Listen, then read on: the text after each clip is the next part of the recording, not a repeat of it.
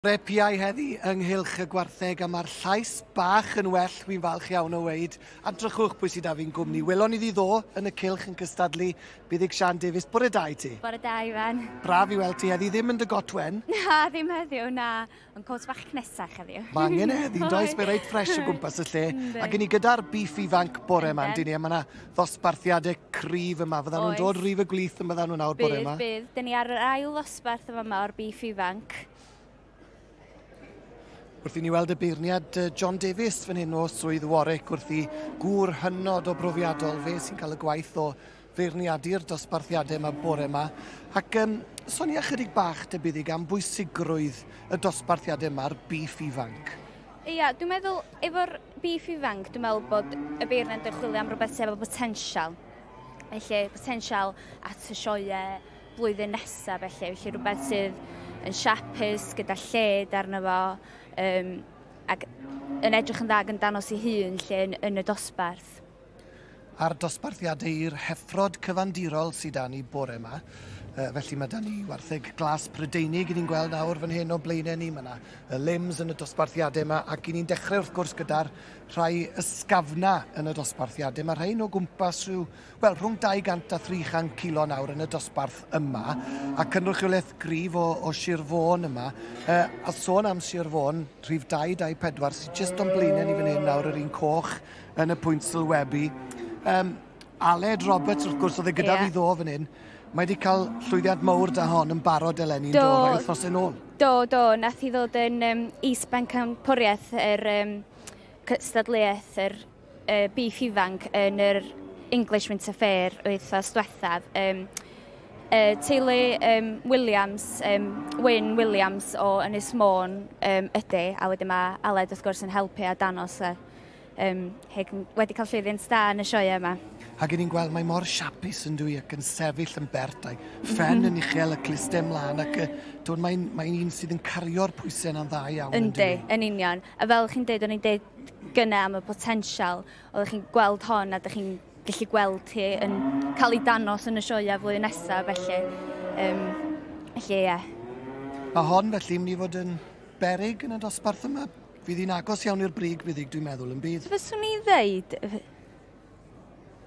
Ni'n gweld hi'n symud mlaen at y beirniad ac yn cerdded yn slic iawn ac i jyst y ffordd mae'n dal i hunan yn dyfa. Mae'n sefyll yn hardd a'i ffen yn uchel. Mae rhyw ben bach sweet gyda yn does. Oes, sweet ofnadwy, oes. A dyna ni'n gweld nawr y siap yna, tywod. Yn union, ia.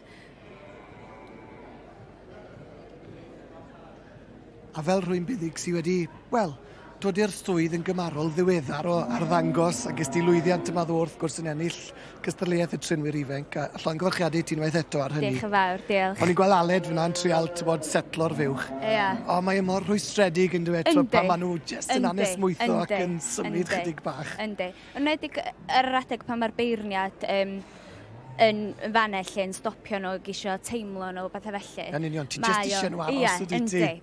Ond weithiau chi'n bod pan maen nhw wedi sefyll fyny nes at y diwedd y dosbarth, weithiau os ydy rhywbeth yn symud o gwmpas.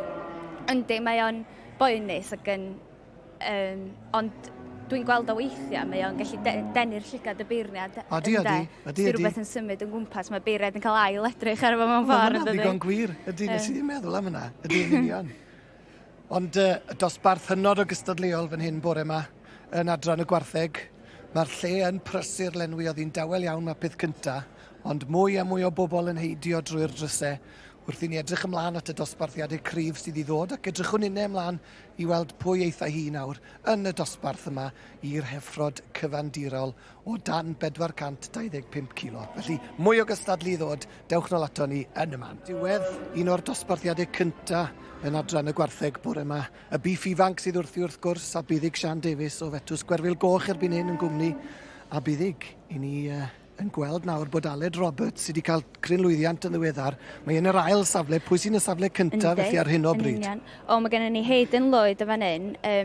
Mae teulu Hayden wedi bod yn danos babies ers blynyddoedd ac yn proffesiynol iawn yn y job yma.